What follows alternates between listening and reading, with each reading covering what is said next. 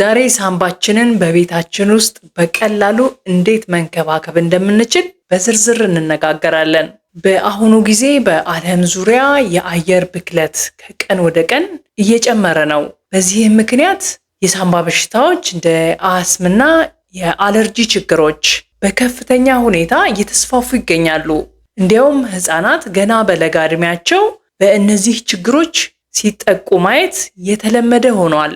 መፍትሄው አካባቢያችን ለመጠበቅ ዛፎችን መትከል የረጅም ጊዜ ስራ ቢሆንም አሁን ላይ ማለትም በየዕለት ተዕለት ልማዳችን ውስጥ የምናደርጋቸው ጥቃቅን ለውጦች ሳምባችንን ሊታደጉ ይችላሉ። ዛሬ ትኩረታችንን የምናደርገው በኩሽናችን በጓዳችን ውስጥ በማይጠፋው ሄል ወይንም በእንግሊዘኛው ካርዳሞም የሚባለው ላይ ይሆናል። ሄል በውስጡ የመተንፈሻ አካላት ላይ የሚፈጠርን እብጠት ወይም ብግነት የመቀነስ ከፍተኛ አቅም አለው። በሳምባችን ውስጥ የተጠራቀመ ወፍራም አከታ ወይንም ሙከስ በማቅጠንና በማስወገድ የመተንፈሻ ቱቦዎቻችን ክፍት እንዲሆኑ ያደርጋል። በጣም የሚገርመው የሄል ጥቅም ወደ ሴሎቻችን የሚሄደውን የኦክሲጅን መጠን የመጨመር ብቃቱ ነው። ይህም ሳምባችን በተቀላጠፈ ሁኔታ ስራውን እንዲሰራ ይረዳዋል። ጸረ ባክቴሪያም ባህሪ አለው። በመተንፈሻ አካላት ላይ ባክቴሪያዎች እንዳይራቡ የመከላከል አቅም አለው። ሄል ሌሎች የጤና ጥቅሞችም አሉት።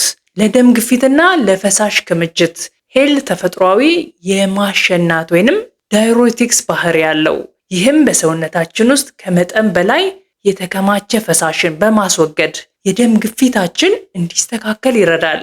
ለጨጓራና ለምግብ መፈጨት የሆድ መንፋት፣ የጋዝ ችግርና የምግብ አለመፈጨት ካለቦ ሄል ፍቱን መፍትሄ ነው። ለሰውነት መርዝ መከላከያ ወይንም እንደ አንቲኦክሲዳንት በመሆን ያገለግላል። በውስጡ ባሉት ኃይለኛ አንቲኦክሲዳንቶች አማካኝነት ሴሎቻችን እንዳይጎዱ ይከላከላል። ሄል ይህ ሁሉ ጥቅም ካለው እንዴት እንጠቀም የሚለውን እንመልከት። የሄል ፍሬን በቀጥታ ማኘክ ይቻላል። በቀን 1 ወይም 2 ፍሬ አረንጓዴ ሄልን በአፍ ውስጥ በመያዝ ቀስ በቀስ ወይንም በማቆየት መምጠጥ ይቻላል። በዚህ ጊዜ በውስጡ ያለው ዘይትና ጠቃሚ ንጥረ ነገሮች ከምራቅ ጋር ተቀላቅለው ወደ ሰውነታችን ይገባሉ። በመጨረሻም ፍሬውን አኝኮ መዋጥ ወይም መትፋት ይቻላል። ሄልን በእንፋሎት ወይንም እንደ እስቲም አድርገን መጠቀም እንችላለን። የሳይነስ ወይም የመተንፈሻ ቱቦ መዘጋት ካለቦ ሄልን የፈላ ውሃ ውስጥ በመጨመር እንፋሎቱን መታጠን ትልቅ እረፍት ይሰጣል። በሻይ ወይም በውሃ መጠቀምም እንችላለን። ፍሬውን በመጨፍለቅ ከሻይ ጋር አፍልቶ መጠጣት ይቻላል። ይህም ለጣዕምም ለጤናም ተመራጭ ያደርገዋል። ሄል ቅመም በመሆኑ ያለምንም ስጋት በየቀኑ መጠቀም ይቻላል። እነዚህ ትናንሽ ለውጦች በሂደት ትልቅ የጤና ለውጥ ያመጣሉ።